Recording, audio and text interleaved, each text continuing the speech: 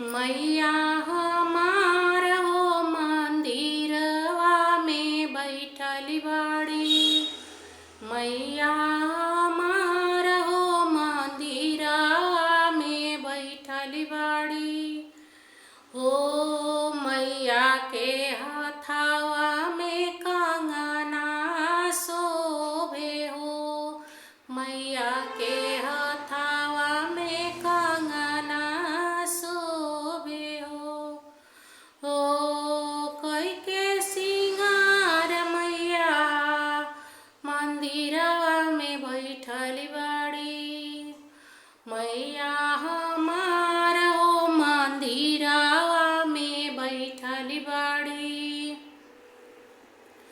हो मैया दुआरी एगो अन्हारा पुकारे हो।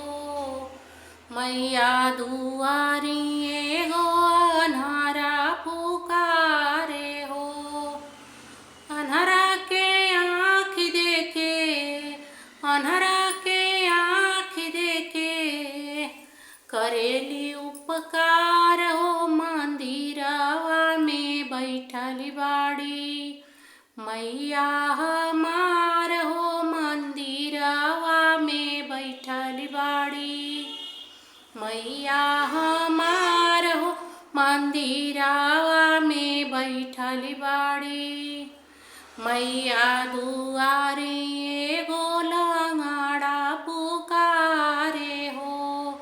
मैया दुआरी एगो लंगड़ा पुकारे हो। लंगड़ा के गोड़ देके करेली उपकार हो मंदिरवा में बैठली बाड़ी। मैया हमार हो मंदिरवा में बैठली बाड़ी।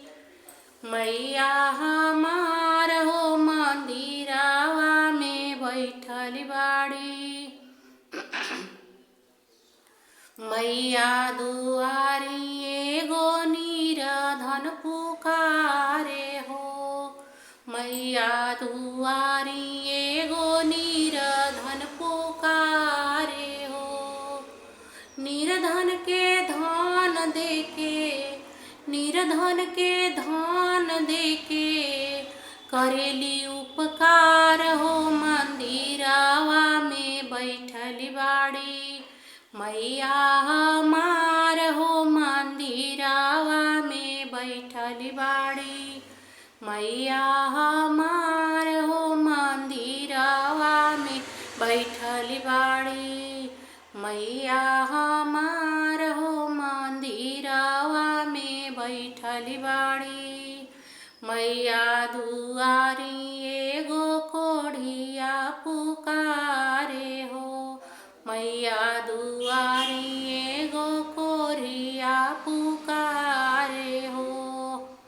कोढ़िया के काया देके करेली उपकार हो मंदिरवा में बैठली बाड़ी। मैया हमार हो मंदिरवा में बैठली बाड़ी। मैया हमार हो मंदिरवा में बैठली बाड़ी। मैया दुआरी एगो बाझिनी पुकारे हो। मैया दुआरी एगो बाझिनी पुकारे हो। बाझिनी के गोद भर के, बाझिनी के बलका देके कैली उपकार हो मंदिरवा में बैठली बाड़ी। मैया हमार हो मंदिरवा में बैठली बाड़ी। मैया हमार हो मंदिरवा में बैठली बाड़ी। मैया दुआरी एगो बलका पुकारे हो।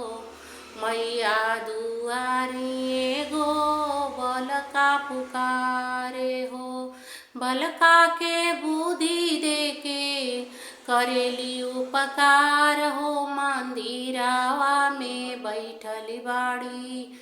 मैया हमार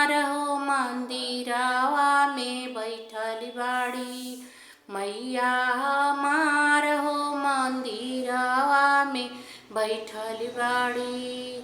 मैया दुआरी उनकर सेवका पुकारे हो।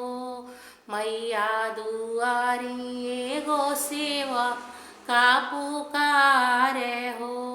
सेवका पर दया कैके करेली उपकार हो। मंदिरवा में बैठली बाड़ी मैया हमार हो। मंदिरवा में बैठली बाड़ी मैया हमार हो। मंदिरवा में बैठली बाड़ी।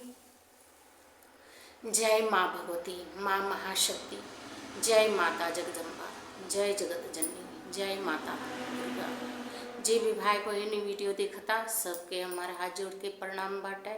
और सबसे निवेदन बा, अगर ये हमार भक्ति देवी माई के भक्ति गीत अगर आप सबके अच्छा लगल होई तो कृपया चैनल के लाइक शेयर और सब्सक्राइब जरूर कइल जा।